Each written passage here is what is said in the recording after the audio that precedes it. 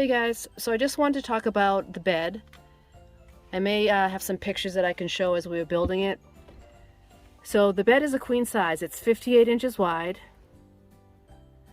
The longest point is this side, 71.5 inches across. But then against the wall over there, it is 69.5 inches. So it gets a little bit smaller as it gets closer to the back wall. That's why I call that area the crib, because it feels like you're sleeping in a crib. I am 5'6" and Doug is 5'8". 5'8" now. So I'm 5'6" and Doug is 5'8", so we do fit there. It's a little bit of a tight, like if you're trying to stretch, you can't really point your toes, but if you're sleeping in the crib, we just kind of put our legs over a little bit more. We mostly snuggle in the middle anyway. A couple things to note is we have 2 blankets on here just because it's cold. And we don't use a top sheet. That just kind of, it's just more trouble to make. They are a pain in the butt to make when they're like this. It never looks this neat. And even though this is a queen size bed, we have a queen size fitted sheet. Both the quilts are actually twin size. That way it doesn't hang over too much. So if you wanted it to actually hang over and tuck in like some people do, then maybe you'd have to go with a full size. So I would get bedding that is a size smaller, at least, or not 2.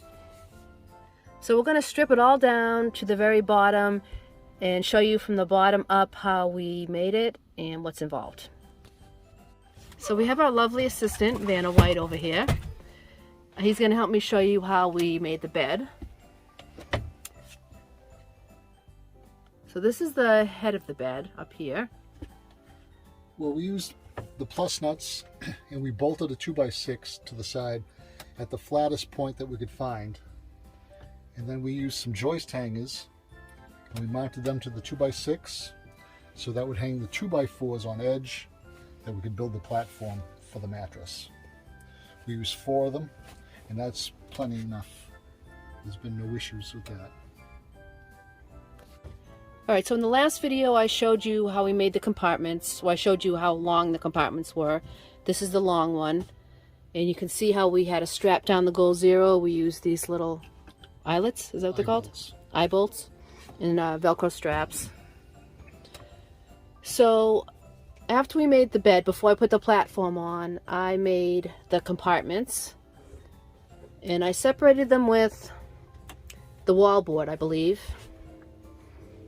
This stuff here. So actually I just used scrap wood and nothing is screwed into the bottom of the van. It's just cut out around the 2x4s.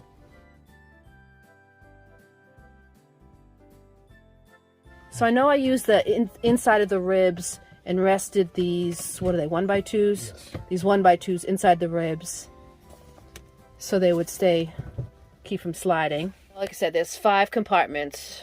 2 in the front, 2 in the back, and 1 long one here. This side we can't lift up all the way anymore because I built that foot box and the shelf.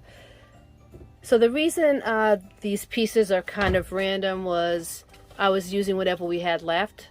So I decided just to make a gap there, and I used hinges because I thought we might want to be able to get access that way. But really we don't really do that too often unless we have to repair something.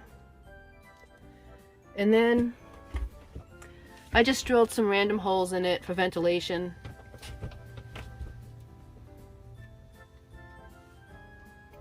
So far so good, no signs of mold. Oh yeah. Yeah, so no signs of mold at this point. So we have a 6-inch mallard trifold mattress, I believe it is. We were trying to conserve, headroom, so we just got the 6-inch. But we found it's already wearing out a little bit, and so our hips get a little bit sore when we sleep on this hard. We can kind of feel the wood, especially Doug, because he's like a little princess in the pea.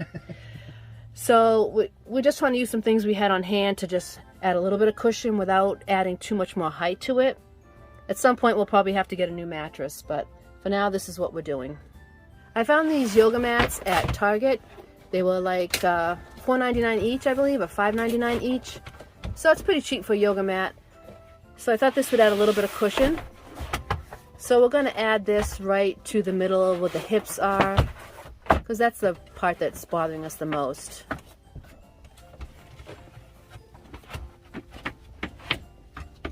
Demonstrating.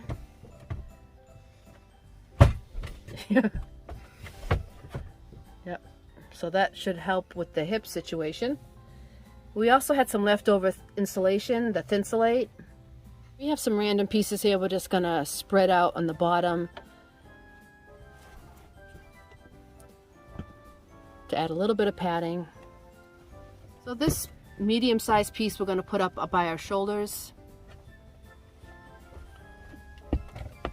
And then we have this small piece we'll leave kind of in the center by the hip area because it seems to be the center where we tend to gather. We'll fight for it. Then we have one piece that's the full size of the bed. It's a little bit long, so we're just kind of curling it up at the head of the bed here a little bit to add a little bit more insulation. So now we will bring the mattress back in. Come on, Princess, how does it feel? I think there's a pea under the bed. It's probably a popcorn kernel. I think if we had to do it again, maybe we would try to make the bed a little bit lower, but we ended up having to use like the flat area, so that's why we made it the place it is. And maybe we'd get an 8-inch mattress if we have to replace this, but we really don't have much headroom. So as you can see, you know, if we're sitting on the edge, there isn't a whole lot of headroom. We have to, you know, just lower our head a little bit. So, but if you're just sitting up in bed reading, it's pretty comfortable. Keep in mind when you're making a bed or building a bed that you have enough space to move around, especially if you're a couple and you want to have intimacy. You're going to want to have room for different positions and such. We literally got on the bed in the house and measured how much room we wanted for different activities, and that's how we decided that this was the minimum amount of space we needed above the bed. So if you have any questions about the bed, just leave them in the comments, and thanks for watching, and please like and subscribe, and we'll see you in the next video. Bye bye.